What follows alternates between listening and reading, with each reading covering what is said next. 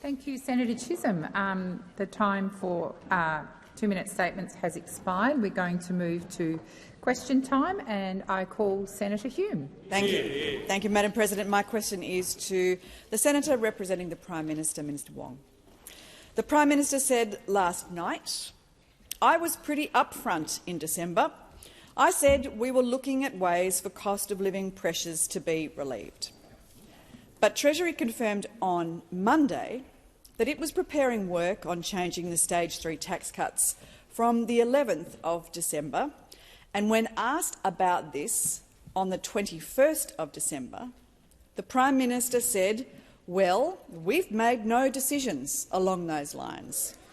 We're not reconsidering that position." Will you now apologise on behalf of the Prime Minister for the deliberate way in which you have misled the Australian people? Thank you, Senator Hume. Minister Wong. Well, President, the second day of question time after we table in the House this important legislation and finally the coalition get close to asking a question on the tax package, but they don't actually want to ask about the content, they have to ask about timelines. It's pretty extraordinary, isn't it?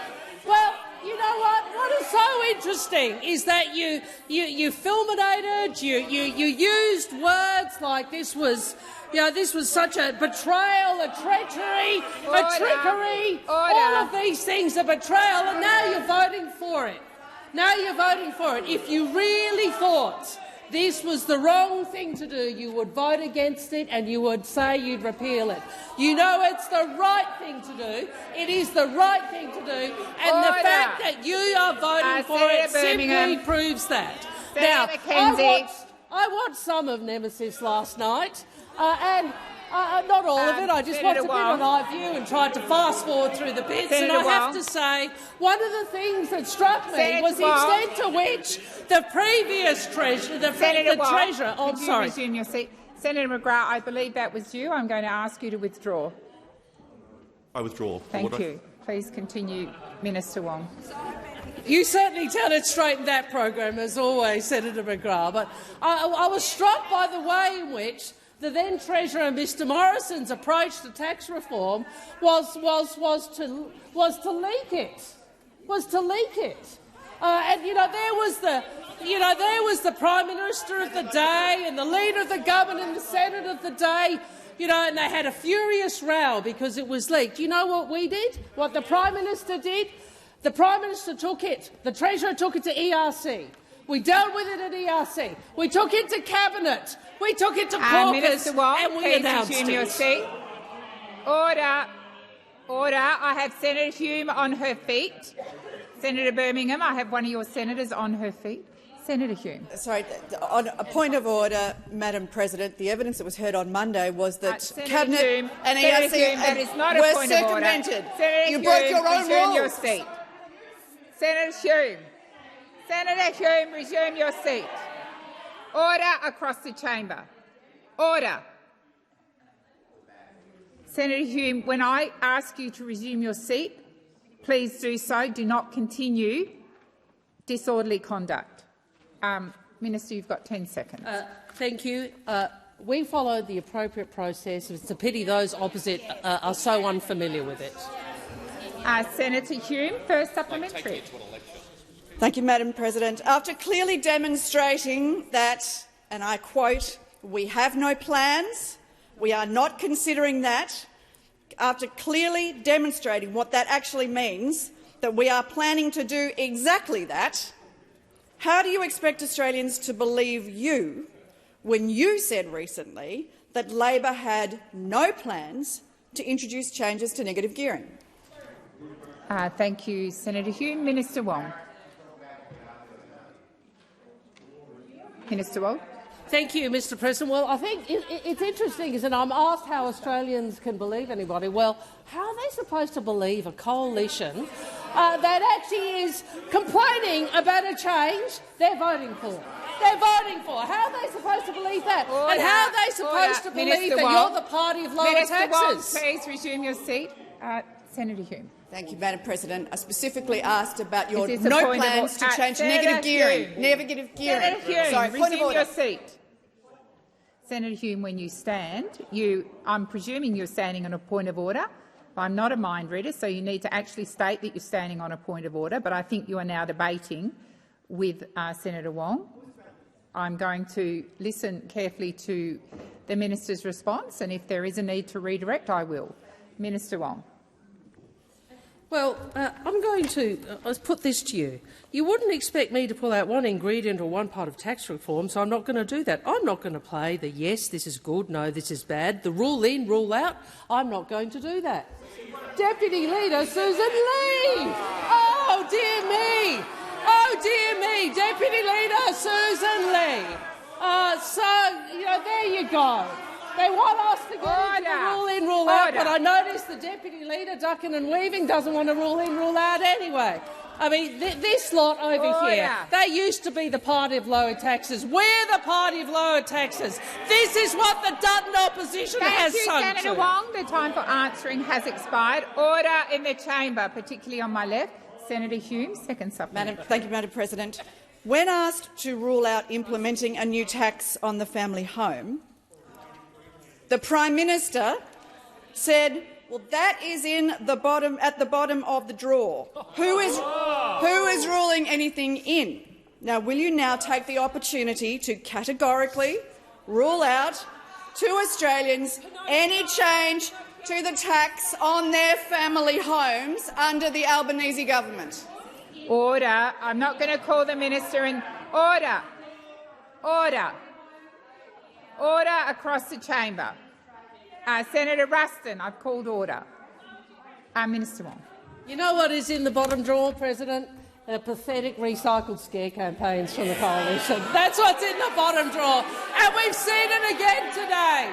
From the party that prided itself on being the party of tax cuts and lower taxes, now forced to vote for the tax cuts that we are putting forward because they know they're better. Because they know they're better. The party that used to be the party of tax cuts now conceding the Australian Labor Party is the better party when it comes to tax policy.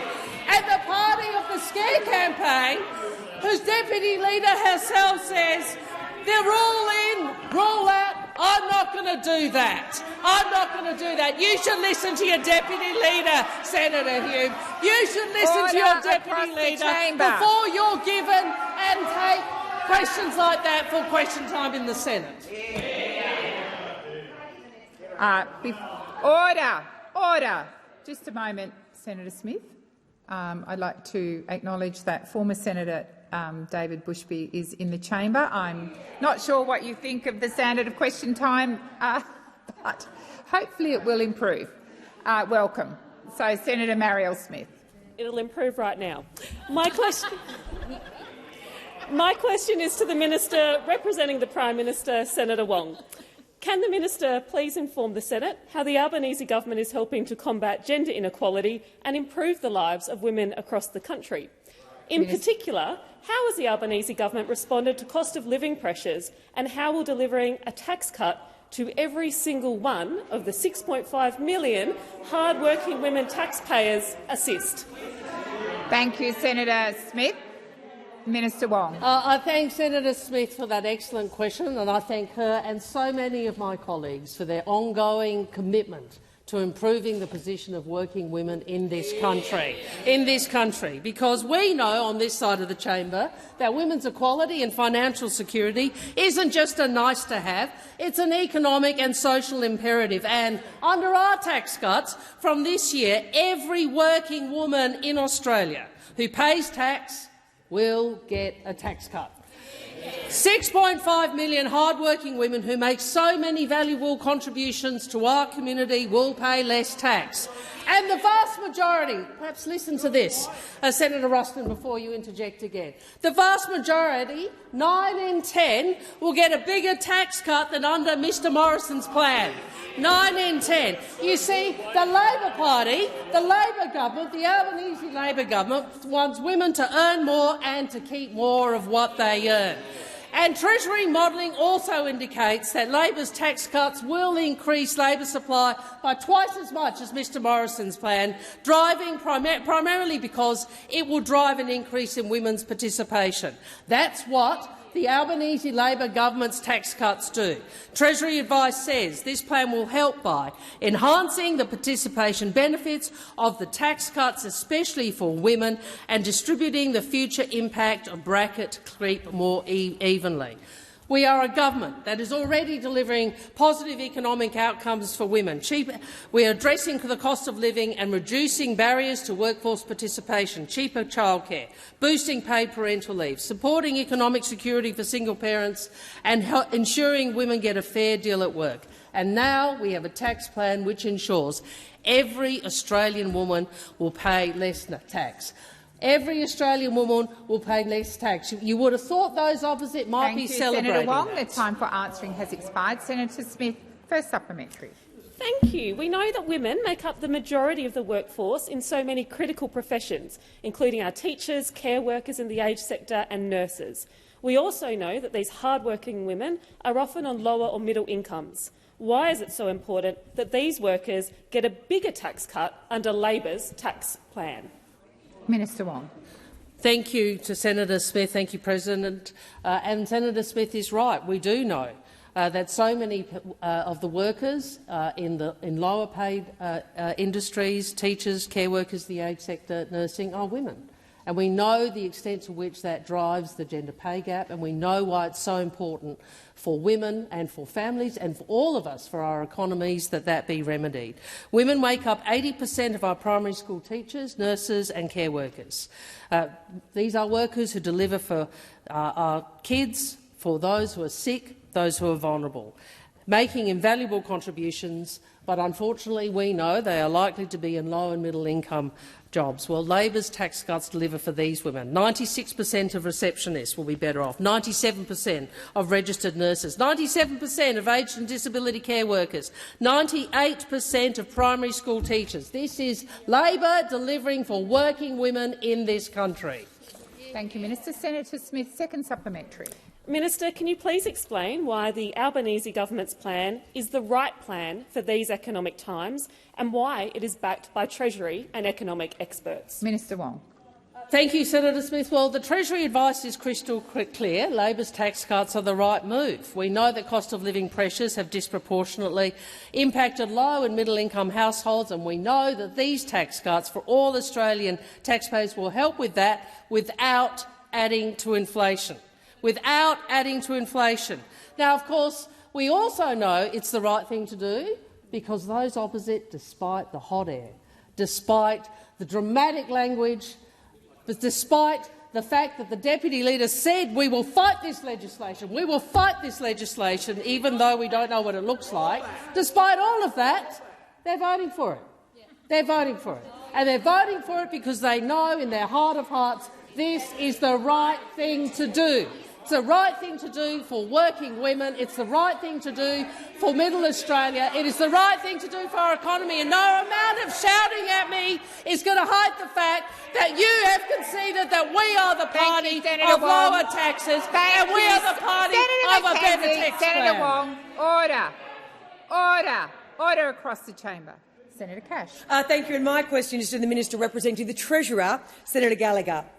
Minister, can you inform the Senate how much extra in taxes Australians will pay over the next 10 years because your government broke its promise to the Australian people to implement the legislated Stage 3 tax cuts? Minister Gallagher. Thank you, and I welcome the opportunity to talk about Labor's tax plan. The tax plan that the opposition is now supporting, the tax plan that the opposition is now accepting, is the right thing to do, is the right policy to put in place to ensure that people are paying lower taxes and getting more money into their pockets sooner, and a fairer share of those tax cuts than they would have got under the plan of Scott Morrison from 5 years ago. If you resume your seat. Senator Cash. Thank you, and President. The point of order is in relation to relevance. Unless we are playing word association games in the Senate, the question was very clear. How much extra will Australians pay over the next 10 years because you have broken your promise to the Australian people? Thank you, Senator Cash. Your question does go to tax cuts, but I will remind the Minister of the specifics of your question. Minister Gallagher. Thank you. And I do have I only had 36 seconds to lead into that question, the answer.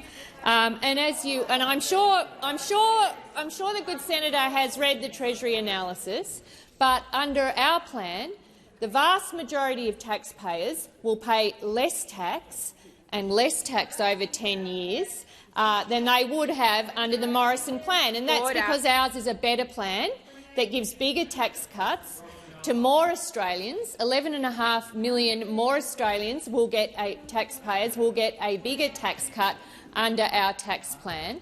And I know the opposition want to concentrate on what might happen in 10 years' time because they don't want to focus on what's going to happen right now. Please resume your seat. Senator Cash. And again, President, point of order in relation to relevance. Again, unless we are playing a word association game in the Senate, this is about the broken promise and how much more Australians will pay under your government over the next 10 years. Thank you, Senator Cash, and I believe Minister Gallagher did go to that just prior to you standing up. Minister, please continue. I did go to that point, and the Treasury analysis is very clear on this. I don't know how many of you read it before you decided that you would oppose it and then decide you would support our tax cuts. But that goes to exactly the question that Senator Cash asked. The vast majority will pay less over the next 10 years, and most importantly, and it also presupposes no further tax changes in the next 10 years, which, we've already proven that we'll be focused on making sure that we return bracket creep and do it in a fair way that's responsible to the budget. The time for answering has expired. Senator Cash, first supplementary. Thank you. And over the last 2 years, on more than 100 occasions, the Prime Minister looked Australians in the eye and told them he wouldn't change tax cuts that were already locked in. He also told Australians, "My word is my bond," and he asked them to trust him. Minister, isn't it true that because the Prime Minister broke his promise to the Australian people to implement the legislated Stage 3 tax cuts, the effect of bracket creep will mean Australians will now pay an extra $28 billion in taxes over the next 10 years? Thank you, Senator Cash. Minister Gallagher. Thank you, President, and I thank Senator Cash for the supplementary. And I do find it interesting that the opposition are complaining and moaning so much about a policy they actually support, a policy that they have agreed is the right thing to do at the right time, the right policy, because Labor's the party of lower taxes. Labor is the party of lower taxes, and we got the policy settings right. And you know what? You know what Australians can trust about our Prime Minister is our Prime Minister will make the right decision on their behalf, not the convenient decision, not the easy decision, but to actually make a decision based on the national interest and the best interest of millions of Australians. And that's what you can't stand, because he was right, the plan's right, and that's why you're voting for it. Senator Cash, second supplementary. Minister, is $28 billion a number you will never say, just like no one on your side will ever utter the words $275 again, because that was the amount you promised Australians you would reduce their yearly power bills by before the election? Another broken promise. How can Australians ever again trust anything your government says? Thank you, Senator Cash. Minister Gallagher.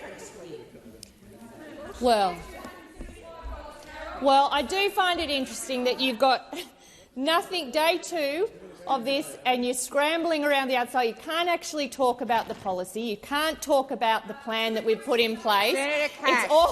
It's all about everything else. It's all about 10 years' time, about what might happen when a fourth-term Albanese government is making decisions. It is interesting to see that you clearly locked yourself out of governing for the next 10 years. You want to talk about something in 10 years' time? How about we talk about what's happening right now? How about we talk about what's happening on the 1st of July? How about we talk about teachers and nurses and aged care workers and truck drivers and receptionists and tradies? How about we talk about them? Because you know what happens for them on the 1st of July? Not 10 years, right now. You know what's going to happen when that bill passes is every one of those will get a bigger tax cut. Thank you, Minister. Senator Cox. Thank you, President. I rise to ask a question to the Minister representing the Minister for Resources, Minister Farrell. The government is currently developing its future gas strategy, which is using the gas industry's false talking points that gas is necessary as a transition fuel and firms up renewables. The science says the atmosphere cannot absorb emissions from the current fleet of coal and gas plants, let alone any new ones, without climate collapse. Why is this government using the gas industry's false talking points instead of implementing a steady phase-out of gas? Thank you, Senator Cox. Minister Farrell.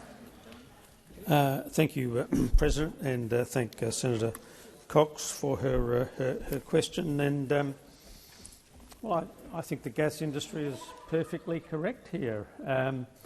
Gas is a transition fuel. In a perfect world, where we know that there are serious future issues with climate change, it would be terrific if we could turn a switch and go from fossil fuels to renewable fuels. But, Senator Cox, we know that that's absolutely impossible. That's absolutely impossible. No country in the world has managed to today turn off gas and tomorrow be completely reliant on renewable fuels. Now, this government intends to be a renewable superpower. We're going to transform this economy. We're going to transform this economy. We're going to transform this economy in a way that this mob over here would never ever have even contemplated doing. But if we've got if we're going to do that, then we have to keep the lights on.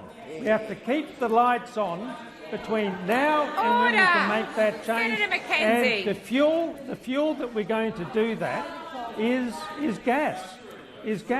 And without gas in that intervening period, we cannot make the transition, nor Senator Cox, will we have the support of the Australian population. Thank you, to Minister do it. Farrell. The time for answering has expired. Senator Cox, first supplement. Thank you, President. Just last week, the Minister for Resources told a conference in Japan that Australia's gas is helping lower Japanese emissions. More fossil fuels increase emissions, and Japan's latest figures show that their emissions are up by 2%. Why is the Minister again using false talking points provided to her by the gas industry? Thank you, Senator Cox. Minister Farrell. Thank you, President, and thank Senator Cox for her first supplementary question. Well, we're very lucky in this country, Senator Cox, to have a minister like Minister Madeleine King. She understands the resources industry like nobody else I know. And she, of course, does understand just how important it is for this country to honour all of the agreements that we have made over a period of time. There's nothing worse than a country breaching its agreements. And, of course, this government and this Minister, Minister King, has absolutely no intention of breaching any of the international agreements that we have made, whether it's with Japan or any other country. Thank you, Minister. The time for answering has expired. Senator Cox, second supplementary. Thank you, President. The future gas strategy has solely focused on the phase out of gas, not developing plans to prop up the dying industry and help out their political donors. So when will the Minister for Resources start adopting advice from climate scientists and government agencies instead of the propaganda that's being peddled by the gas industry? Thank you, Senator Cox. Minister Farrell. Thank you, President, and thank Senator Cox for her second supplementary question right now. Oh, okay. Thank you, Minister. Senator Stewart. Thank you, President. My question is to the Minister for Women, Senator Gallagher. All Australian taxpayers will get a tax cut under the Albanese Labor government's tax cut plan. That's all 13.6 million taxpayers, not just some. Minister, you have often said in this place that Australian women are at the core of the decision that this government takes. Can the Minister please explain why the Labor government's tax cut plan is better for Australian women? Thank you, Senator Stewart. Minister Gallagher. Thank you, President. I thank Senator Stewart for the question and for all of her advocacy around the needs of women and improving economic equality for women, particularly in the state of Victoria. Labor's tax cuts will put more money back in the pockets of Australian women. The cuts will provide cost of living relief, and it will mean that women can and are able to pick up an extra shift or an extra day of work if they want to, and then keep a larger proportion of what they earn. Labor's plan will see a tax cut for every single woman who pays tax in Australia, and our plan will see women taxpayers on average receive a tax cut of $1,649 from the 1st of July. And 9 out of 10 of those women will receive an additional average tax cut of $707 under the former plan. That's 5.8 million women receiving more than they would have. Under our tax cuts, childcare workers, disability carers, aged care workers, nurses, teachers are amongst those who will benefit the most, with more than 95% of those taxpayers to receive a bigger tax cut compared to the Morrison plan. These are also those highly feminised industries, as all of us know in this chamber, with workforces that are over 80% women. And, of course, they are vital industries that contribute to our economy and our quality of life. Labor's tax cuts, and the Treasury analysis shows this, will have a positive impact on women's workforce participation. As outlined in the Treasury advice, the plan is projected to support a boost of 630,000 additional hours per week worked by women. When we looked at these tax cuts, when we changed our position, we did so mindful of the impact they would have on women, because women are at the centre of government decision-making in this government and of the policy decisions that we make. Thank you, Minister. Senator Stewart, first supplementary. Thank you. Minister, I know that the women of Victoria are working hard. They are juggling work and family, many of them working in critical sectors that support our whole community, and they're also facing cost of living pressures. In Victoria and across the nation, more broadly, will get a bigger tax cut under Labor's tax cut plan. Thank you, Senator Stewart. Minister Gallagher. Thank you, and I thank Senator Stewart for the supplementary. We can confirm that every woman taxpayer in Victoria will get a tax cut from the 1st of July. Of those, 1.5 million women, or 90%, will get a bigger tax cut than they would under the Morrison proposal. In Tasmania, every woman taxpayer, 140,000 of them, will get a tax cut, and 94% of them will get a bigger tax cut. In WA, every woman taxpayer will get a tax cut, and of those 600,000 women, 90% will get a bigger tax cut. In South Australia, 93% will get a bigger tax cut. In ACT, every single woman will get a tax cut. Of those 120,000 women, or 86%, will get a bigger tax cut. In Northern Territory, 83% will get a bigger tax cut. In New South Wales, 1.8 million women, or 88%, will get a bigger tax cut. And in Queensland, 1.2 million women, or 92%, will get a bigger tax cut. The time for answering has expired. Senator Stewart, second supplementary. Thank you for outlining those important statistics, Minister. Women's economic equality has been at the heart of the Albanese government's policy since day one. We can see this in the careful analysis of Labor's tax cuts and their impact on women. Can the minister outline how these tax reform work with other Labor reforms for women? Thank you, Senator Stewart. Minister Gallagher. Thank you, and I thank Senator Stewart for the supplementary. Well, as Senator Stewart knows, because she's part of the first majority woman government in this country, and I work so closely with all of my colleagues from the Status of Women Committee and more broadly, that our decision-making has been focused on driving women's economic equality, whether it be in our policies around cheaper childcare, whether it's around our modernised PPL, whether it's the work we've put into the women's safety front, whether it's implementing the Respect at Work report and all 55 recommendations. It's about transparency and accountability on the gender pay and gender pay gap. It's about making sure we address inequality where we see it, like in single parenting payment and some of those interactions. And there is more to do. But this tax plan, the Labor's lower taxes plan, will significantly improve women's interaction with the tax system and return more money to their pockets. Has expired. Senator Roberts. Thank you. My question is to the Minister representing the Minister for Climate Change and Energy, Senator Wong. Minister, what percentage of Australian greenhouse gas emissions result from agriculture in Australia? Minister Wong.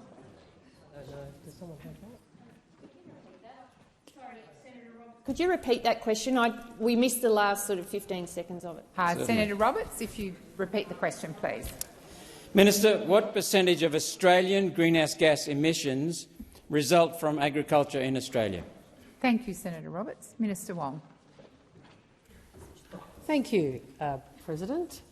Senator, I'm awaiting statistics as we speak, but what I can say to you, and as someone who was the Climate Change Minister, there is opportunity in agriculture to deal with climate change. And, in fact, as you know, the National Farmers Federation for many years had a much more forward-leaning policy when it comes to agriculture and climate change than the Coalition. I'm advised it's in the order of 16–17%. Thank you very much, Senator Watt. To the year to June 2023, the agriculture sector was responsible for 17.7% of Australia's total annual greenhouse gas emissions. Now, modelling by ABARES shows that climate change over the last 20 years has reduced the profitability of Australian farms by an average of 23%, or around 29,200.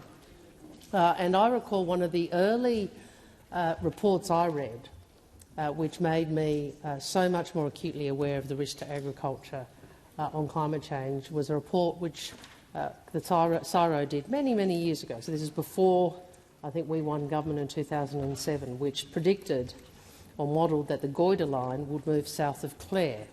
Now, if anybody's from South Australia, now I know that would be very bad news for Senator Farrell in particular, but anyone from South Australia who knows what the mid-north is like, that is a very frightening prospect. So we do think it is important to look at how it is our food and fibre producers can best adapt to a changing climate. Many are already doing so, and are obviously involved in the discussions with government about climate policy.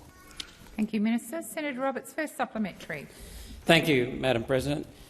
As the World Economic Forum meeting in Davos last month, the American Presidential Envoy for Climate, John Kerry, stated that agriculture accounts for between 26 and 33% of world emissions and will account for half a degree of warming by 2050. He further stated a warming planet will grow less food, not more, and so farming needs to be a major focus of reducing human carbon dioxide production. Minister, how do you reconcile the production of food accounts for between 26 and 33% of emissions with your figure of 17.7? Minister Wong. Order. There's a different denominator, Mr Senator. Obviously, one is as a percentage of Australian emissions and one is as a percentage of global emissions. I also am unclear from the context and detail of the quote you gave me whether or not Special Envoy Kerry was dealing with food production further downstream as well. I don't know, what he's referring to, but I certainly agree with what he is saying about the implications for food security. And what is also true, not only is that a substantial issue for Australia because it will affect our capacity to produce the levels of grain production we have, which is obviously very important for our economy. But the nations on whom this will fall most hard are those nations who have the least capacity to be resilient to this change. So if you look at countries like Bangladesh— the time for answering has expired. Senator Roberts, second supplementary. Thank you, President. The methane cycle, soil carbon sequestration and forest carbon sequestration absorbs all Australian agricultural emissions, meaning Australian agriculture contributes nothing to global emissions. Minister, is the war on farming not about the environment and rather about creating a false scarcity of food to force the adoption of laboratory-grown food-like substances that predatory billionaires own for their profit and control? Thank you, Senator Roberts. Minister Wong. Senator, there's a lot in that question, but I want to just go back to the fundamental proposition. Climate change is already affecting our agricultural production now. And I read you the figures earlier, which is ABARES modelling shows that climate change over the last 20 years has reduced the profitability of Australian farms by an average of 23%, or around 29,200. No, you don't like the facts. You don't like the facts. And we know, Minister you Wong, don't like the facts. Minister Wong, please resume your seat. Order on my right. Order on my right. Senator Rennick. Of order, Chair. Models are not facts. Senator Rennick, that's a debating point. Minister Wong, please continue. Models are not facts. Minister Wong, please continue. Order across the chamber. You know, Senator Roberts, I understand your views on this. I disagree with them. And what I would say to you is this. If you go and talk to a lot of Australia's primary producers, if you go and talk to primary producers in the Pacific, or in Southeast Asia, the truth is that people are already experiencing the impact of climate change on agricultural production. And we might want to wish it away for ideological reasons, like Senator Canavan does, but it's the world. Thank you. Order. I'm going to wait for silence. I'm going to wait. Order. Order. I'm going to call an opposition senator, so those senators interjecting are wasting her time. Senator Mackenzie. Thank you, Madam President. My question is to the Minister representing the Minister for Infrastructure, Transport, Regional Development and Local Government. The Australian Automotive Dealers Association has said Labor's targets, and I quote, will be difficult to achieve, especially for utes and large SUVs, and this could have consequences for affordability and vehicle choice. Minister, will you provide a clear guarantee to the Australian people that there will be no increase in the purchase price of any model of four-wheel drive, ute or SUVs as a result of the government's new vehicle efficiency standard? Yes or no? Thank you, Senator Mackenzie. Minister Watt. Thank you, Senator Mackenzie. I can actually do better than that. I can do better than giving commitments from the Albanese government about this point. What I can actually do is point you to the remarks of Mr Fletcher, who at the time was the Minister for Urban Infrastructure in May 2018, when the former government momentarily was going to introduce fuel efficiency standards. And what did he have to say about this? Well, what Mr Fletcher, a member of the Liberal Party, a minister at the time, said was that so when fuel efficiency standards were introduced in the US, the most popular models before introduction stayed the most popular models after introduction.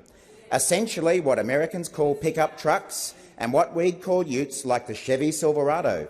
There wasn't a material change in price, and we don't expect that there would be a material change in price here. Senator Mackenzie. Point of order on relevance, Madam President. The discussion paper release goes to cheaper cars. I am asking the government to back in Minister Bowen's claim around the cost of cars. Are they going to go up or down? Thank you, Senator Mackenzie. I will direct the minister to your question. Minister Watt. Thank you, President. So, as I say, I can do better than directing Senator Mackenzie to a comment from this government. I can direct her to Mr Fletcher's remarks, Senator Watt, Minister Watt, I have asked you to give a response to Senator Mackenzie as a government response. It's okay to refer to a previous government in passing comments, but the bulk of the question is directed to you as the minister. Senator Point of Watt. order. President, on the point, I would make this point that the fact that a minister is referencing a previous minister does not mean it's not directly relevant to the topic that's been put. So I'd ask you to consider that. Thank you, Senator Wong. I do appreciate that, which is why I gave the minister some leniency. I agree that it is reasonable to quote a previous minister, but I think the time now is to move on to Minister Watt's response. Thank you, President. So, as I say, there is no evidence whatsoever from international experiences that prices of vehicles under a new fuel efficiency standard will increase in the way Senator McKenzie suggests. And as I say, Mr Fletcher made that point back in May 2018 when he said that when America introduced fuel efficiency standards, quote, there wasn't a material change in price and we don't expect that there would be a material change in price here. But what we have, as expected, is the same old scare campaigns from the National Party. What we have is ending the weekend Mark II. And I noticed that Senator McKenzie went awfully close to reinventing the weekend attack when she said on Sky News on the 5th of February that Australians want the work car to be their weekend car. They had to get the word weekend in there somewhere, Pavlovian style. We're almost Scottish en masse, where we don't want a work car and a separate weekend car. We like them to be together. That's Senator McKenzie. Unfortunately for Senator McKenzie, Senator Sharma was on Sky News the same day, Thank you, and we'll Minister. get to that shortly. Thank you, Minister. The time for answering has expired. Senator McKenzie, first supplementary. The Australian Automobile Association and the Federal Chamber of Automotive Industries have expressed doubts over the government's modelling on the impacts of its carbon emission policies for SUVs, four-wheel drives and utes, and has called for the government to release its modelling. The government paid ACIL Allen almost $750,000 of taxpayers' money to undertake that modelling. Minister, when will the government release the full taxpayer-funded modelling for public scrutiny on this? Thank you, Senator McKenzie. Minister Watt. Thank you, Senator McKenzie. Well, Senator McKenzie may not yet have taken the opportunity to read the 80 pages of analysis in the analysis statement that was released by Ministers Bowen and King just the other day, and I encourage her to do so because she'll probably find a lot of answers to the questions she asked in there. Now, Senator McKenzie does refer to some statements made by some stakeholders who are opposed to this, but I've also noted comments from the RACQ, the NRMA and a range of other groups who are backing what the government is doing here. But it's not only stakeholders who are backing what the government's who are doing here, because as I say, we don't want to hear what your own people are saying, do we? Senator McKenzie, before I come to you, I will remind you to stand, and then when I call you, tell me you have a point of order, but you've said you've got a point of order, so please go ahead. On relevance, Senator Watt asked if I'd read the document. I have. Senator McKenzie. And it references this report and this modelling, and they haven't released it. Order. When will you Senator release McKenzie, it? Order. Senator McKenzie, you rose on a point of order and then you went immediately to a debating point. I called you to order. You didn't come to order, and I repeatedly had to call you. That is disorderly. There is no point of order. The minister is being relevant. Minister Watt. Thank you, President. As I say, it's not only stakeholders like the RACQ and NRMA and many others who are supporting us. Senator Sharma made an early appearance in his new career as a senator on Sky News on the 5th of February 2024, and he said, and I quote, "Well, we are adopting increasing fuel efficiency standards, and that's a good thing. I don't have a problem with that. We should be doing that, and the fleet should be progressively getting cleaner and lower intensity of emissions." Good on you, Senator Sharma. You know the right thing. Order. Order. Senator Thorpe. Order. You are. Senator McKenzie still has a second supplementary. Then I'll come to you. Order. Order. Senator McKenzie, second supplementary. Thank you, Madam President. The Motor Trades Association of Australia says that there, and I quote, no internal combustion engines that can hit the government's 2029 carbon targets. Based on the government's own Green Vehicle Guide, the proposed carbon penalties for popular SUVs such as $1,500 per Toyota RAV4, $6,600 per Mazda CX-5, over $7,000 per Hyundai Tucson by 2027. Minister, can you guarantee that there'll be no Senator reduction McKenzie, in availability your of time these for top-selling asking the cars question for has Australians? expired. Minister Watt. Order. Order. Senator Wong and Senator McKenzie. Order. Order. Minister Watt. Thank you, President, and thank you, Senator McKenzie. We are aware that there are some particular stakeholders who don't support what we're doing because they like things as they currently stand. But as I say, the NRMA is supporting what we're doing, the RACQ is supporting what we're doing, the RACWA is doing what we're doing, as is Senator Sharma is supporting what we're doing. So thank you, Senator Sharma, for your support. And I'd encourage Senator McKenzie and all of her National Party colleagues who want to go on about ending weekends that there's another country not too far from here that's a little bit similar to Australia, which likes its utes, which likes its pickup trucks, which likes driving long distances. It's called the United States of America. And you know what? They've had fuel efficiency standards in place for 50 years. And the last time I watched a movie in America, there was a pickup truck in that movie, because there are lots of pickup trucks in America, despite having fuel efficiency standards. That is exactly what will happen here, at the same time as providing cost-of-living relief to Australians by reducing petrol prices. Why do you want regional Australians to keep paying more for their petrol rather than what we're proposing now? Thank you, Minister Watt. Order across the chamber. Order. Senator Thorpe. Thank you, President. My question is for the Minister representing the Attorney-General, Minister Watt. We are in a black deaths in custody crisis, with 558 deaths since the 1991 Royal Commission into Aboriginal deaths in custody. Since coming into government, the Albanese government has implemented just one recommendation from the Royal Commission: a live body bag count of our people coming out of prisons. Shame. One recommendation in 2 years. Minister, my question is, what's the next recommendation this government is going to implement? Thank you, Senator Thorpe. Minister Watt. Thank you, Senator Thorpe, for this question about a very important topic. You would be aware, Senator Thorpe, because I think you've asked similar questions about this before, that the Albanese government has been taking action in the time that we've been in government on these issues and on the issue of First Nations justice needs more generally. More than 30 years on from the Royal Commission, deaths in custody do continue to have a devastating impact on First Nations families and communities. And while states and territories hold most of the levers, the Albanese government is playing a leadership role in tackling this issue. We know that the key to— Minister Watt, please resume your seat. Senator Thorpe. Relevance. My question was, what's the next recommendation this government is going to implement?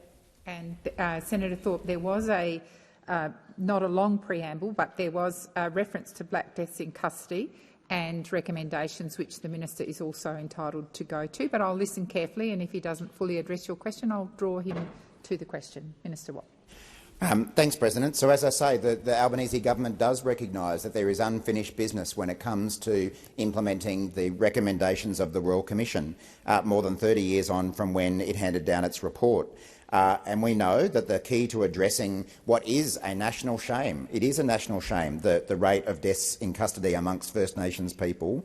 We know that the key to doing that, reducing that rate, is reducing the rate at which First Nations people enter the criminal justice system in the first place. And that's why we're investing in up to 30 community-led justice reinvestment initiatives across Australia. Senator Thorpe. Relevance. My question is, what is the next recommendation you're going to do? Senator Thorpe, the minister is being relevant to your question. Minister Watt. Thanks, President. So, as we are continuing work on those recommendations from the Royal Commission, we are taking other action as well in the First Nations justice space, like investing in up to 30 community-led justice reinvestment initiatives across Australia and establishing an independent National Justice Reinvestment Unit, as recommended by the Australian Law Reform Commission. The Attorney-General has also announced 9 communities that were successful in the first round of justice reinvestment grants. And Senator Thorpe, as I'm sure you're aware, they were in Cowra in New South Wales, Maningrida, Groote Eylandt and the remote— Please resume your seat. Senator Thorpe. President, relevance. We know that history. We know the other tinkering around the edges. My question is, what is the next recommendation, Minister? Tell my people out there. Tell the country. Senator Thorpe, your question also went to the broader issue of deaths in custody, which the minister is addressing. So the minister is being relevant to your question. Minister Watt. The minister's indicated he's finished, so first supplementary. Sorry, thanks Senator for Thorpe. nothing. Thank you, President. There are a number of recommendations to be implemented on the federal level, Minister, such as national monitoring of the implementation of the recommendations in all jurisdictions, getting Medicare, PBS and NDIS into prisons, and raising the age of criminal responsibility. Which of these practical solutions to saving lives of those in your prisons are you currently pursuing? Thank you, Senator Thorpe. Minister Watt. Thank you, President, and thank you, Senator Thorpe. You've mentioned that one of the recommendations of the Royal Commission relates to the age of criminal responsibility, and that is a matter that the Attorney-General is working with the State Attorneys-General on at the moment, so with his colleagues. So that is a recommendation where action is ongoing. But as I say, in the meantime, we are taking other action on other matters with our $99 million First Nations Justice Package. And that's delivered unprecedented Commonwealth investment in Aboriginal and Torres Strait Islander legal services to provide culturally appropriate legal assistance in coronial inquiries and also real-time reporting of deaths in custody, which was introduced in June last year. And as I say, the Attorney-General is also working closely with his state and territory colleagues on a proposal to raise the minimum age of criminal responsibility to ensure that the youngest First Nations offenders are supported to turn their lives around rather than set on a cycle of imprisonment and reoffending. Thank you, Minister. Senator Thorpe, second supplementary. Thanks, President. Most prisons still contain hanging points. This is basically the government facilitating the suicide of those imprisoned under inhumane conditions, which happened again on Christmas Day. When was the last time your government worked with the states and territories to finally remove hanging points? Thank you, Senator Thorpe. Minister Watt. I'd have to take on notice the specific details about work that is going on that particular recommendation. Obviously, that is something that we would like to see continued progress on. As Senator Thorpe was aware before she left the chamber, we have been working on this matter with the states and territories. Custodial premises, jails, are run by states and territories, and that is something that we need to work with them on. Senator Watt. Draw that thank reference. you. Yep. Senator Payman. Thank you, President. My question is to Minister Watt, representing the Minister for Early Childhood Education. We know that hard-working Australians are doing it tough and the cost of living is putting pressure on household budgets. We also know that women face many barriers in reaching economic equality and closing the gender pay gap, both fundamental to reaching a fairer, more prosperous and resilient economy. How are Labor's tax cuts helping workers in female-dominated industries like early childhood education sector? Minister Watt. Thanks, President, and thanks, Senator Payman, who, along with a number of other people on this side of the chamber, has devoted a lot of her life to supporting early childhood educators. So thank you for the work that you did in that space before coming to this chamber. As we've made clear, the Albanese government's #1 priority is addressing inflation and cost of living pressures. We know that a lot of people are doing it tough through the global inflation crunch. The rising cost of living is putting increasing pressure on hard-working Australians right now, and it's particularly good that Senator Mackenzie and her colleagues have finally decided to back in our plan to provide that cost of living relief. So thank you, Senator Mackenzie, for agreeing to support our plan, because it has been crystal clear that every taxpayer needs and deserves a meaningful tax cut. Labor's tax cuts are good for Middle Australia, they're good for women, they're good for helping with cost of living pressures, they're good for labour supply and good for the economy. Labor's tax cuts ensure that every Australian taxpayer will get a tax cut and more Australians will get a bigger tax cut. Labor's tax cuts guarantee that every working woman will get a tax cut. And Labor's tax cuts mean, on average, women will get a tax cut of $1,649 each year. Labor's tax cuts ensure that early childhood educators will be better off than under Scott Morrison's plan, because Labor's tax cuts mean that an early childhood educator earning $46,000 a year will receive an $829 tax cut, far more than they would have received under the Coalition's Stage 3 tax cuts.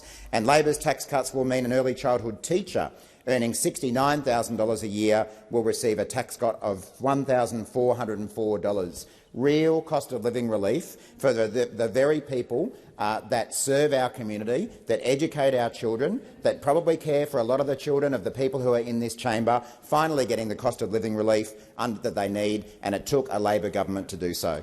Thank you, Minister Watt. Senator Payman, first supplementary. Thank you, President. Thank you, Minister, for that response. Now, evidently, Australian families will benefit from Labor's tax cuts. Average income earners will now be getting more than double than under the previous government's plan.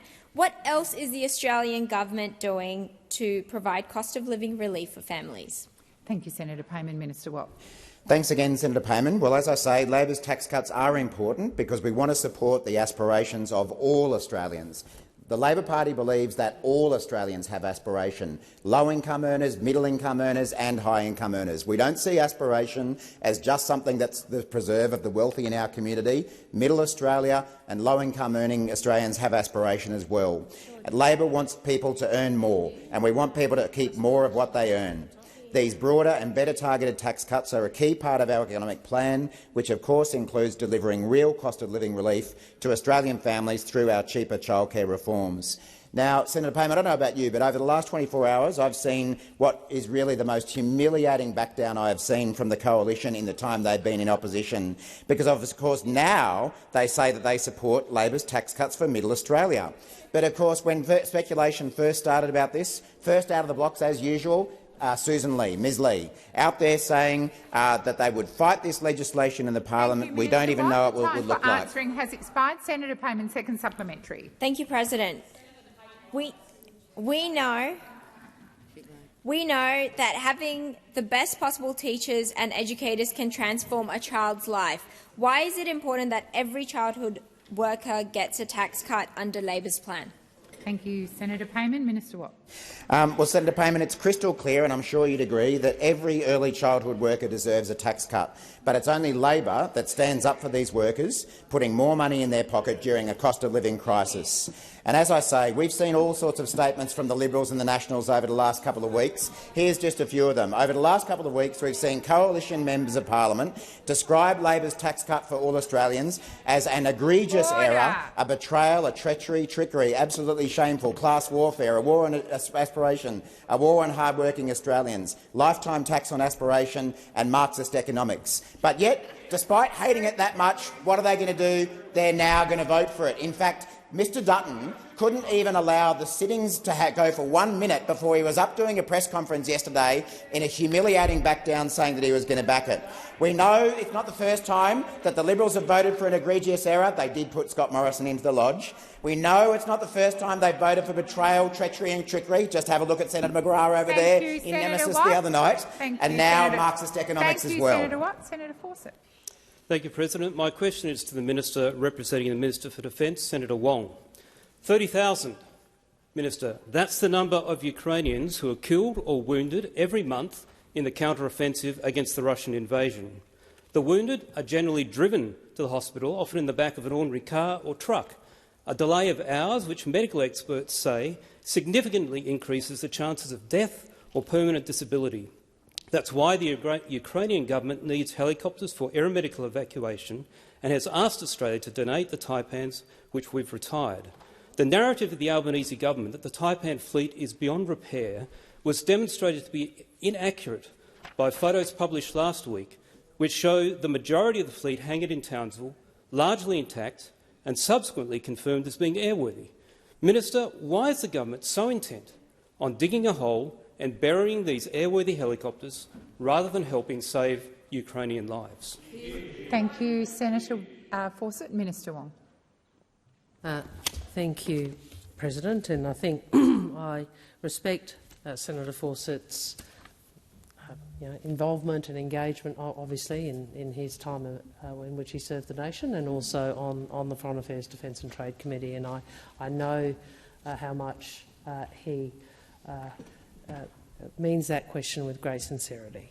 And he would know that we have had bipartisan support for Ukraine since Russia's illegal and immoral invasion. And you would know that in opposition the Labor Party supported the then government's position on Ukraine, and in government we have continued to provide support to Ukraine, including the training of personnel. And I think I've said in this chamber, possibly one of the most moving visits I have made has been to the location in the United Kingdom where Ukrainian troops are being trained by Australians, by British and other defence forces. And you meet people who are postal workers and farmers and clerks who are prepared to die for their country.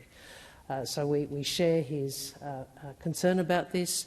I'm advised in relation to the Taipans that it has obviously, that Taipan has been managed as a project of concern by the Department of Defence since 2011. That the senator would know of the tragic crash which saw the loss of Australian lives in July, and the fact that the government announced in September of 2023 that the MRH-90 would not return to flying operations. I'm advised that Defence received a request from the Ambassador of Ukraine and that by this date the helicopters had already been subject to extensive disassembly. This decision has been communicated to the Ambassador. The time for answering has expired. Senator Fawcett, first supplementary. Minister, I and the Ukrainian government appreciate the support of both sides of this chamber, but the reality is Ukraine first expressed an interest in using the Taipans for casualty evacuation during a meeting that I held with them at the NATO conference in October last year, and I made sure that your government was advised of that interest before I even left Copenhagen to return to Australia. Minister, why didn't the Albanese government even bother to pick up the phone to consult the Ukrainians before deciding on a plan to just dig a hole and bury the helicopters? For asking has expired. Minister Wong. Thank you. As I understand it, on all occasions, or in relation to these matters, that the government has acted on the basis of advice from Defence. The advice I have is that the advice from Defence was clear that this was not the right platform for Ukraine, and the government and Defence made decisions, and the government on that basis. Senator Fawcett, second supplementary. Thank you, Minister. I think the Ukrainians are well placed to decide what platform will keep their soldiers alive. And Minister, now that the government has a formal request from Ukraine and it has been established that a number of the helicopters remain airworthy in Townsville, will the Albanese government reverse its decision and donate the aircraft, even in their current state, to allow Ukraine to work with its NATO partners who continue to safely operate the same type of helicopter to establish an aeromedical capability to save the lives of their people? Thank you, Senator Fawcett. Minister Wong. Thank you. In relation to this issue, we will continue to take advice from Defence about the best way forward in relation to this platform, but also I would make the broader point that the government continues to keep under review the nature and breadth of the assistance to Ukraine. Before I ask that further questions be placed on notice, I wonder if the Senate would indulge me. I'm pleased to inform the Senate that present in the gallery today are a number of journalists from across Southeast Asia who are visiting Australia ahead of the ASEAN-Australia Special Summit in March, and I take the opportunity to welcome them to the Senate on behalf of the government, and I'm sure by extension all of those in the chamber. Selamat datang. And I've asked that further questions be placed on notice.